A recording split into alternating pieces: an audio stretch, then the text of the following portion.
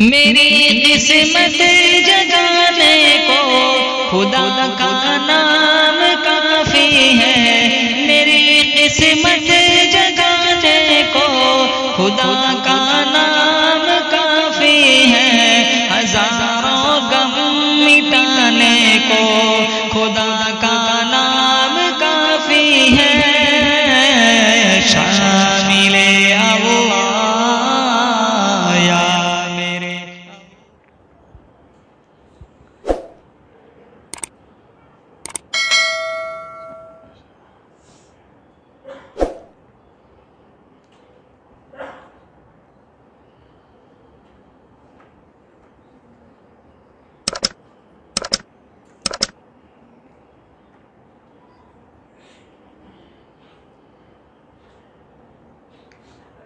بسم اللہ الرحمن الرحیم، الحمد للہ وکفی وسلام علی عبادہ الذین اصطفی، اما بعد، عن النبی صلی اللہ علیہ وسلم انہ قال لا ایمان لمن لا امانۃ لہ ولا دین لمن لا عہد لہ، او کما قال علیہ الصلاۃ والسلام۔ وصدق رسولہ النبی الامی الکریم۔ اللہم صل علی سیدنا محمد وعلی آل سیدنا محمد وبارک وسلم۔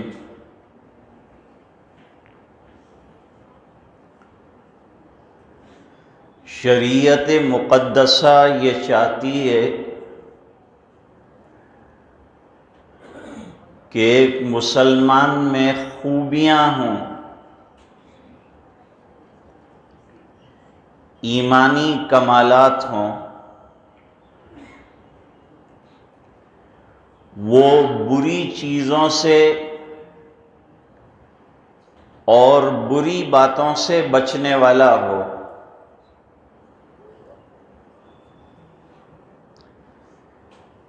اس کی وجہ سے حضور پاک صلی اللہ علیہ وسلم نے بہت پیاری پیاری تعلیمات دی۔ چھوٹے چھوٹے جملے ہوتے ہیں لیکن اس میں بڑی خوبی اور بڑا کمال ہوتا ہے۔ جو انسان اپنے اندر وہ کمالات کو پیدا کر لے وہ کمال درجے کا ایمان والا بن جاتا ہے۔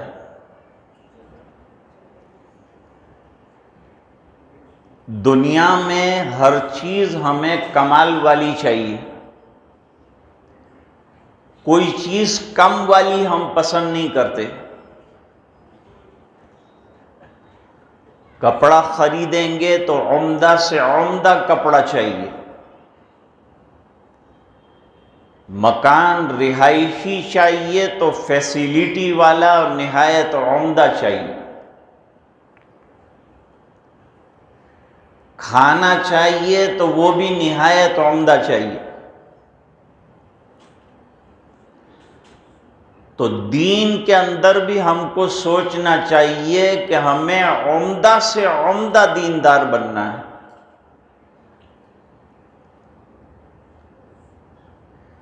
اگر کوئی آپ سے یوں کہے کہ اس شہد میں 50% ملاوٹ ہے تو ہم اس شہد کو ہاتھ نہیں لگاتے کہ ہمیں تو 100% اچھا شہد چاہیے۔ اللہ تعالیٰ بھی ایسی کم ٹکاواری کے لوگوں کو پسند نہیں فرماتے۔ اللہ بھی چاہتے ہیں کہ بہترین سے بہترین اور 100% دین لے کر اللہ کا بندہ اللہ کے دربار میں آئے۔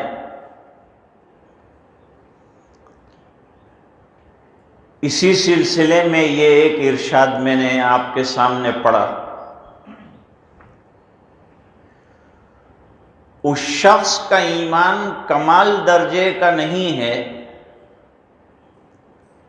جس میں امانت داری نہیں ہے۔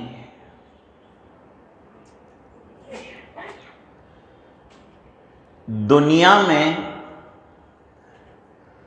جو انسانی مراتب اللہ تعالیٰ نے طے فرمائے ہیں اور معین فرمائے ہیں، ان میں سب سے اونچا مقام مقام رسالت اور مقام نبوت کا ہے۔ بعد میں صحابیت، تابعیت، ولایت، تمام درجات آتے ہیں، لیکن اعلیٰ درجے کا انسان ہوتا ہے نبی کہ اللہ تعالیٰ اپنی وحی کے لیے اسے منتخب فرماتے ہیں۔ ایک جگہ قرآن کریم میں فرمایا، اللہ اعلم حیث یجعل رسالتہ، کس کو رسول بنانا ہے یہ اللہ انتخاب کرتے ہیں، انسان کے بس کی چیز نہیں ہے نبی بننا۔ نبوت وہبی مرتبہ ہے، اللہ کی طرف سے دیا جاتا ہے اور منتخب اور بڑے صفات کے لوگوں کو اور بڑے خاندان والوں کو دیا جاتا ہے۔ خاندان بڑے ہونے کا مطلب یہ ہے کہ بڑا ذی وقار خاندان ہوتا ہے، چاہے غریب ہو۔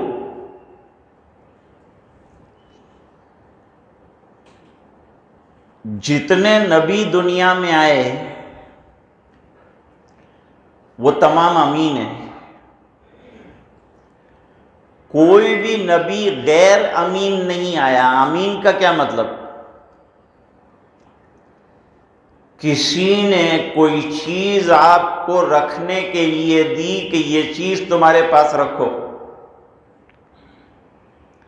اور جس وقت میں آؤں مجھے میری چیز واپس کر دینا۔ آپ نے وقت پر وہ چیز واپس کر دی، من وعن، تو آپ امین کہلائے۔ حضور پاک صلی اللہ علیہ وسلم کو امانت کے طور پر قرآن دیا گیا اور امانت کے طور پر دین دیا گیا، تو نبی نے جان جوکھوں پر اور تکلیفیں برداشت کر کے اللہ کا پورا دین بندوں تک پہنچایا، پوری امانت داری کے ساتھ۔ حضرت جبریل علیہ السلام کو وحی لانے کی ذمہ داری دی، تو حضرت جبریل علیہ السلام کی صفت بیان فرمائی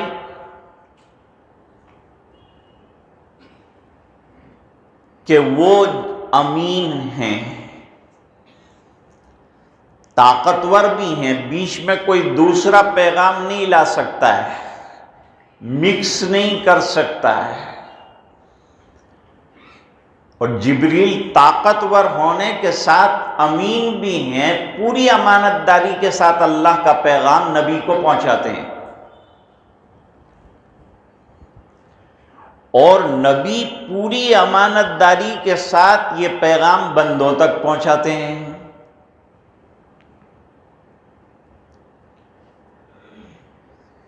یہود اور نصارہ کو بڑی کڑوی باتیں قرآن کریم میں کہی گئی اور ان کی کڑی نگرانی کی گئی، اور وہ جس طرح سے سازشیں کرتے تھے وہ تمام سازشوں سے نبی کریم صلی اللہ علیہ وسلم کو بذریعہ وحی مطلع کیا گیا،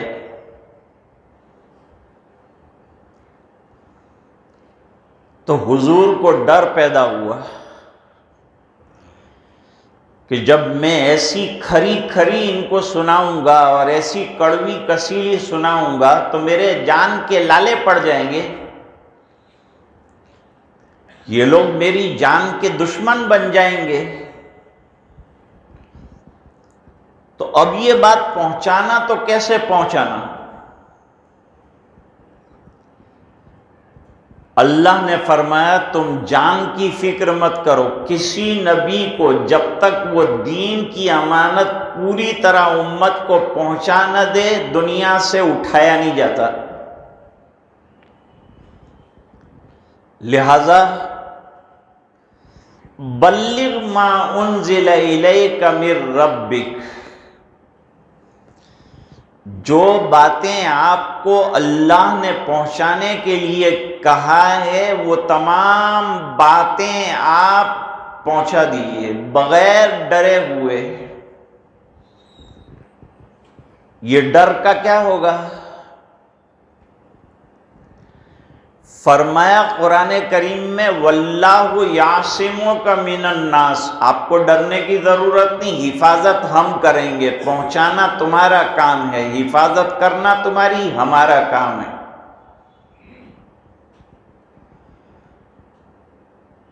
حجۃ الوداع میں حضور نے خطبہ دیا، یہ خطبہ کئی زبانوں میں چھپا ہوا ہے اور بہت اہم نصیحتیں آپ صلی اللہ علیہ وسلم نے اس حجۃ الوداع کے خطبے میں بیان فرمائی، جس میں عورتوں کے بارے میں بھی ہے، نماز کے بارے میں بھی ہے، مسلمان کا پاس و لحاظ کرنے کے بارے میں بھی ہے۔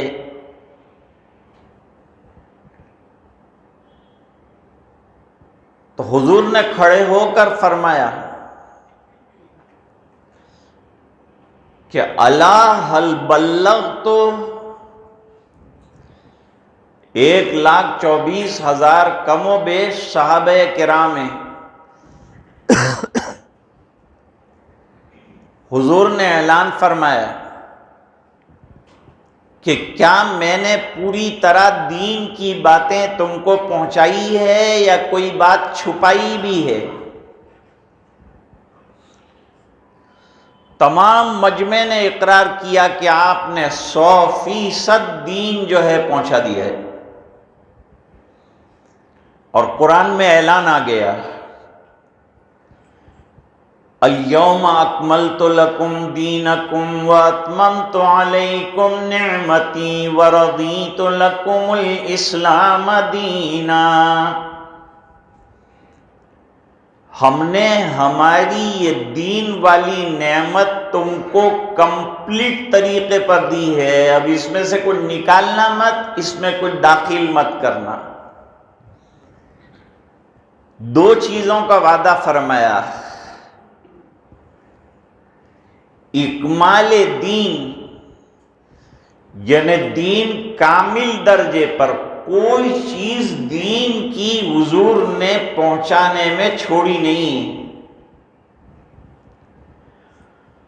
اور دوسرا یہ دین نعمت ہے تو فرمایا اتمام نعمت بھی فرمایا، اکمال دین اور اتمام نعمت۔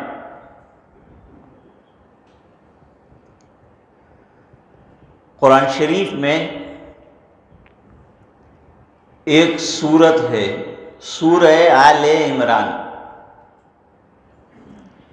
سورہ آل عمران میں زیادہ تر عیسائیوں کو خطاب کیا ہے، تقریباً 80 آیتیں نصارہ کے بارے میں اتری ہیں۔ مدینہ منورہ سے چند میل کے فاصلے پر ایک جگہ ہے نجران، وہاں نصرانی رہتے تھے، عیسائی رہتے تھے۔ وہ عیسائی حضور سے ڈیبیٹ کرنے کے لیے آئے تھے، بہت بڑا قافلہ تھا۔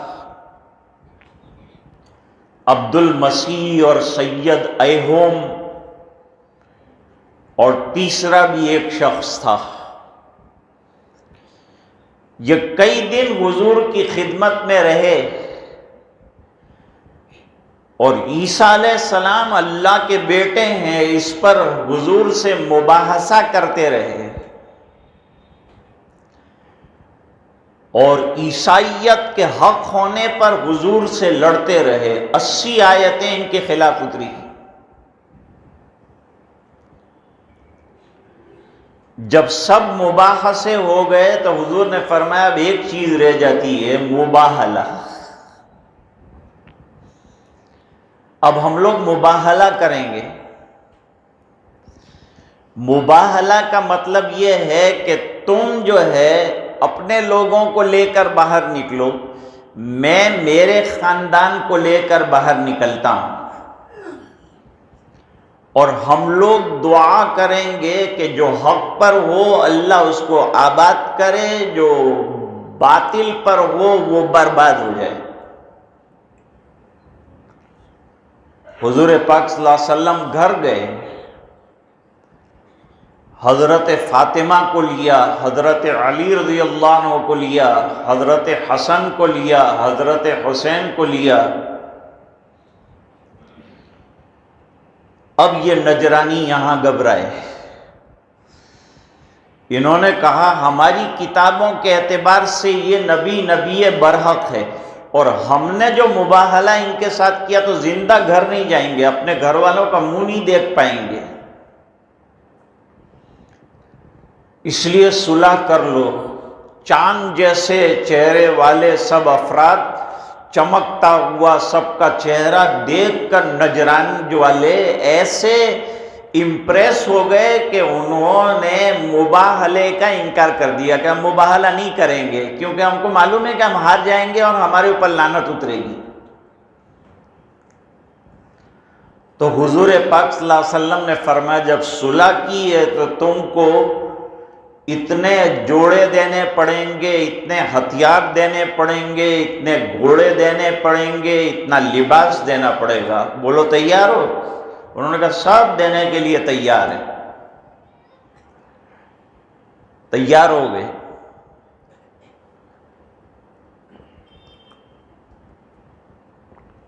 لیکن حضور مسئلہ یہ ہے کہ اتنی بڑی مقدار میں جو سامان دینا ہے وہ سامان لینے کے لیے کون آئے گا؟ حضور نے کہا میں تم کو امت کا ایک امین ترین آدمی دیتا ہوں۔ صحابہ میں سے کوئی خائن نہیں ہے۔ عبداللہ ابن سلام رضی اللہ تعالیٰ عنہ یہودیوں کے بڑے عالم تھے۔ ان کے پاس ایک شخص آیا اور 1000 دینار کی تھیلی امانت رکھ گیا کہ امانت رکھیے، میں آؤں گا تو آپ سے لے لوں گا۔ خیانت انتہائی خطرناک چیز ہے۔ خیانت نمازوں میں بھی نہیں چاہیے، خیانت اعمال میں بھی نہیں چاہیے، خیانت زبان میں بھی نہیں چاہیے، خیانت پیسوں میں بھی نہیں چاہیے، خیانت مال میں بھی نہیں چاہیے۔ خائن کا بڑا برا انجام ہے۔ تو عبداللہ ابن سلام کے پاس وہ 1 سال کے بعد امانت لینے کے لیے آئے۔ انہوں نے کہا 1 منٹ ٹھہرو۔ گھر میں گئے اور جو تھیلی جیسی وہ دے گیا تھا ایسی اس کو واپس کرتے۔ یہ امانت داری کا عالم ہے صحابہ کرام کا۔ اور حضور کے دنیا سے جانے کے بعد 2 چیزیں امت سے اٹھی۔ ایک تو نمازوں کا خشوع اٹھ گیا کہ عاجزی، انکساری اور پوری توجہ کے ساتھ جو نماز پڑھنا چاہیے، پوری مسجد میں ایسی نماز پڑھنے والا نہیں ملتا۔ تو یہ خشوع اٹھا لیا گیا، پہلی چیز۔ دوسری چیز امانت داری اٹھا لی گئی۔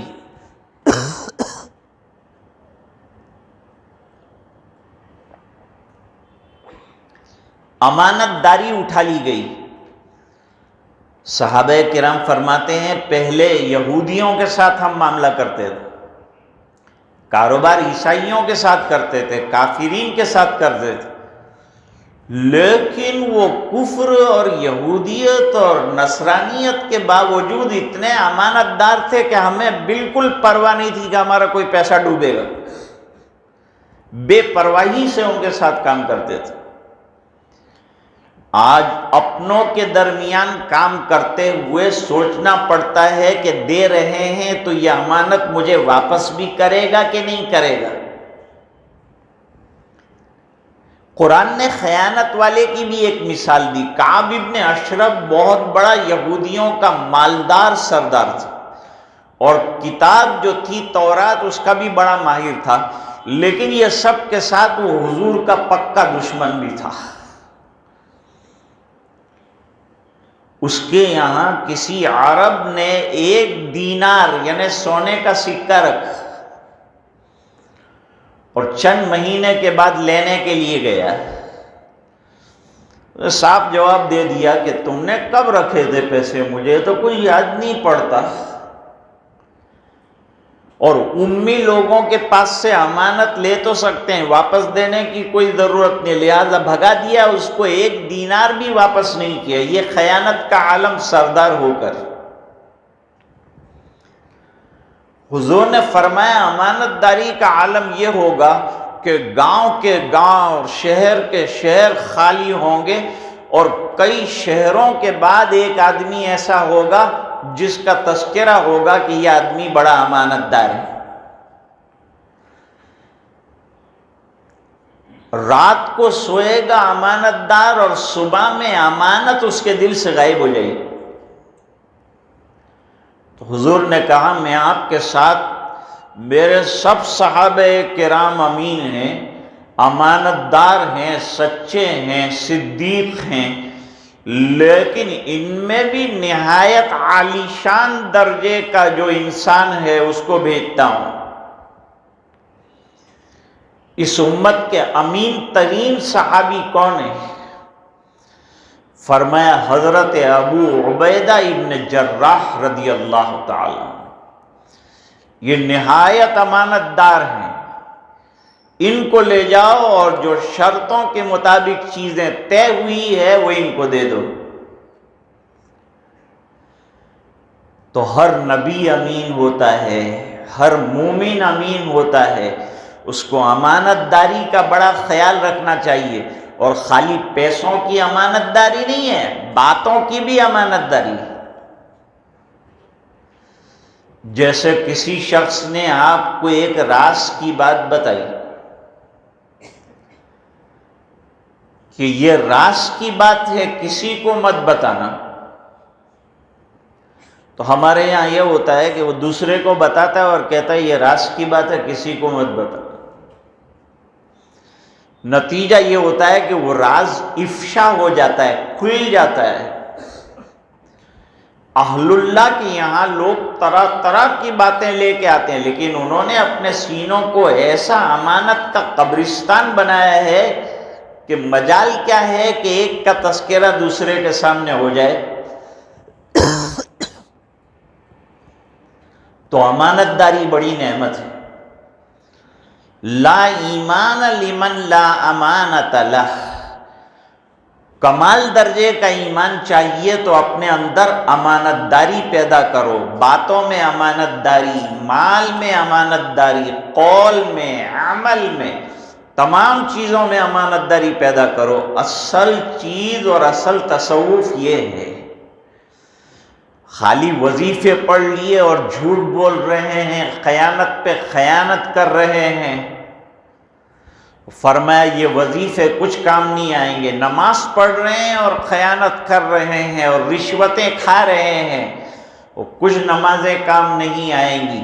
یہ سب عبادتیں اس وقت کارگر ہے جب آدمی اپنے اندر معاملات کی صفائی کر دے، اور امانت دار ہونا یہ معاملات کی صفائی کا ایک حصہ ہے، لہذا اپنے آپ کو زیادہ سے زیادہ امانت دار رکھنے کی کوشش۔ اگر کسی نے بات کہہ دی، حدیث میں فرمایا المجالس بالامانہ، مجلسوں میں جو بات ہوتی ہے وہ بھی امانت داری کی ہوتی ہے، اس کو آؤٹ نہیں ہونا چاہیے، باہر نہیں جانا چاہیے۔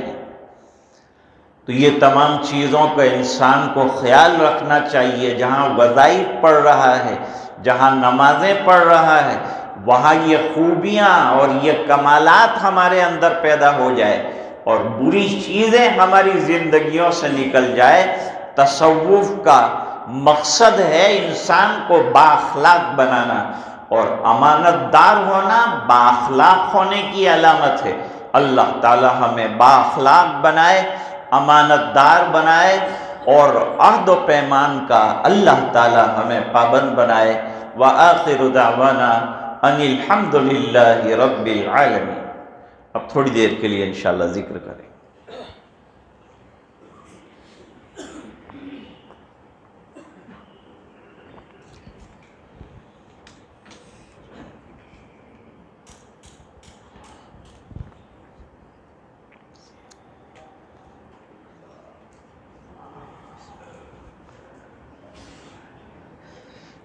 اگر بچے ذکر کر رہے ہیں تو شور نہ مچائیں، نہایت اطمینان سے، اور مستیاں نہ کریں۔ یہ بڑی سنجیدہ مجلس ہے، اس میں اللہ کی یاد کی جاتی ہے اور اللہ کا ذکر کیا جاتا ہے اور مراقبہ کیا جاتا ہے۔ یہاں ایسی مجلسوں کے اندر فرشتوں کا بھی وجود ہوتا ہے، پرے کے پرے لگا کر ایسی مجالس کے انتظار میں فرشتے رہتے ہیں، اس لیے بڑی سنجیدگی کے ساتھ جو ہے ذکر کیا جائے، لا الہ الا اللہ کا ورد کیا جائے۔ تیرے سوا معبود حقیقی کوئی نہیں ہے، کوئی نہیں، تیرے سوا مقصود حقیقی کوئی نہیں ہے، کوئی نہیں، تیرے سوا مشمود حقیقی کوئی نہیں ہے، کوئی نہیں۔ اب تو رہے بس تادم آخر ورد زباں اے میرے الہ۔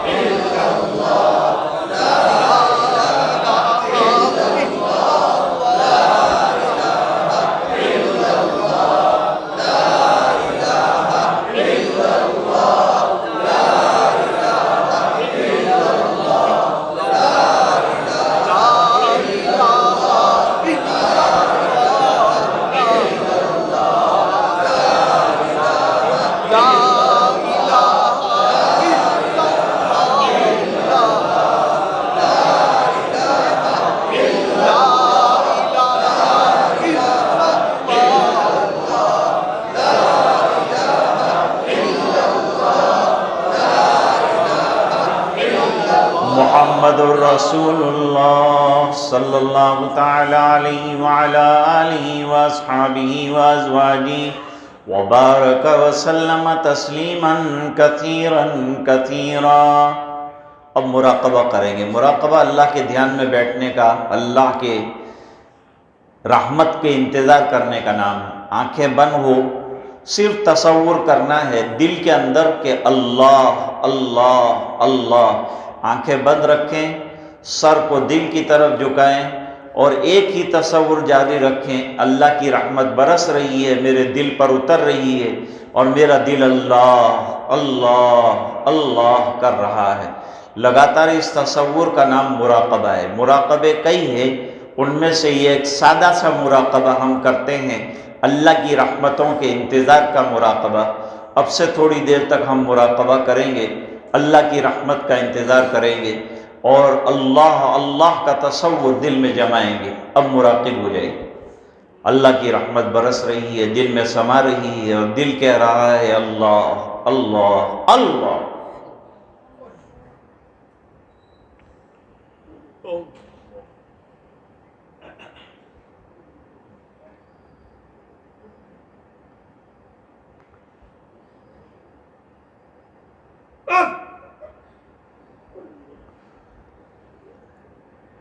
اے خفتہ دل بیدار شو بیدار شو بیدار شو،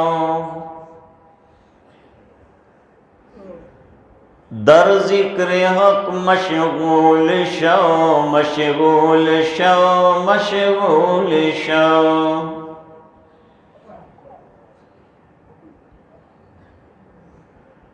دل کو اللہ کی یاد میں لگاؤ۔ دنیا کی یاد تو 24 گھنٹے رہتی ہے، اس میں سے وقت نکالو اور اپنے دل کو اللہ سے لو لگاؤ۔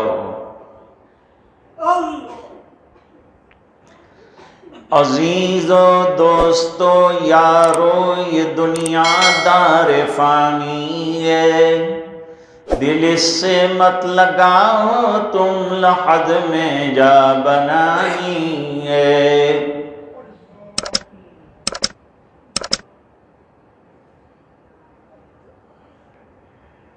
تو آیا بغیر طاعت پھنسا لذات دنیا میں، عقل کوئی گئی تیری یہ کیسی نادانی ہے۔ تو روزے رکھ نمازیں پڑھ خدا کو یاد کر ہر دم، کہ یہ نیکی تجھے ایک دن کام آنی ہے۔ نہ دنیا نہ دولت نہ دھن جائے گا، فقط ساتھ تیرے کفن جائے گا۔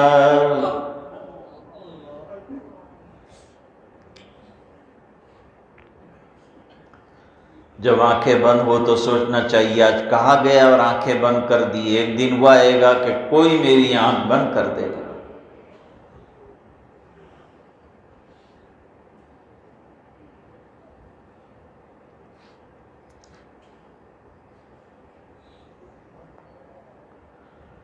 رنگ رلیوں پہ زمانے کی نہ جانا ہے دل، یہ خزاں جو با انداز بغار آئی ہے۔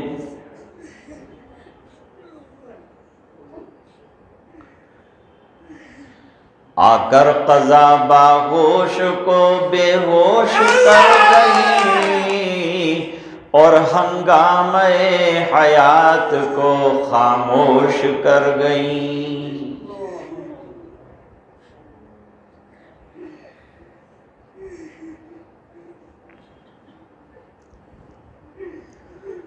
لا الہ الا اللہ محمد الرسول اللہ۔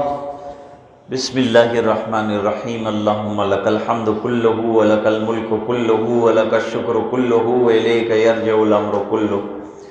اللہم صلی علی محمد وعلی آل سیدنا محمد وبارک وسلم۔ ربنا آتنا فی الدنیا حسنہ وفی الآخرۃ حسنۃ وقنا عذاب النار وادخلنا الجنۃ مع الابرار یا عزیز یا غفار۔ اللہم انا نسألک الہدی والتقی والعفاف والغنی، نسألک العافیہ فی الدنیا والآخرہ۔ اللہم انا نسألک رضاک والجنہ ونعوذ بک من سخطک وغضبک والنار۔ اللہم ان قلوبنا ونواصینا وجوارحنا بیدک لم تملکنا منها شیئا فاذا فعلت ذلك بنا فکن انت ولینا واہدنا الی سواء السبیل۔ اے اللہ ہمارے گناہوں کو معاف فرما، کوتاہیوں سے درگزر فرما، اپنا فضل اور کرم شامل حال فرما، رحم کے کرم کے فیصلے فرما۔ اے الہ العالمین ہماری تمام خطایا کو درگزر فرما، گناہوں کو معاف فرما، تو ہم سے راضی اور خوش ہو جا اور ہمیں اپنے مقبول بندوں میں سے بنا دے۔ اے اللہ ہمارے دل کے بگاڑ دور فرما دے، دل کی صفائیاں فرما دے۔ اے اللہ زبان کو ذاکر بنا دے۔ اے اللہ ہمیں امانت دار بنا دے، خیانت سے ہماری حفاظت فرما۔ اے اللہ ہمارے تمام معاملات دین کے تابع فرما دے۔ اے اللہ ہمیں شریعت کے تابع فرما دے۔ اے اللہ ہمیں دین کا 100% پابند بنا دے۔ اے اللہ دین پر چلنے والا بنا دے۔ اے اللہ نمازوں کا عاشق بنا دے، قرآن کی تلاوت کا شیدائی بنا دے۔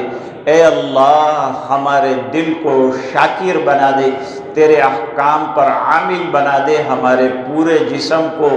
اور اے الہ العالمین تو ہم سے راضی اور خوش ہو جا، ہمیں اپنا بندہ بنا دے، اپنی رضائے دائمی ہمیں عطا فرما، روحانی جسمانی امراض سے ہمیں شفائے کاملہ عطا فرما، پریشانوں کی پریشانیاں دور فرما، جو الجھنوں میں گرفتار ہیں ان کی الجھنیں دور فرما۔ اے اللہ جن کے کاروبار ٹھپ ہیں، اے اللہ ان کے کاروبار میں برکتیں عطا فرما۔ اے اللہ جن کے کاروبار میں گھاٹے ہو رہے ہیں، اللہ ان میں نفع کی شکلیں غیب سے پیدا فرما، غیب سے چلنے کی شکلیں پیدا فرما، تمام پریشانیوں اور الجھنوں کو دور فرما۔ اے اللہ پورے مجمع کی مغفرت فرما اور امت کے ایک ایک فرد کی مغفرت فرما، اور اے اللہ یہ دعائیں اپنے فضل و کرم سے قبول فرما برحمتک یا ارحم الراحمین۔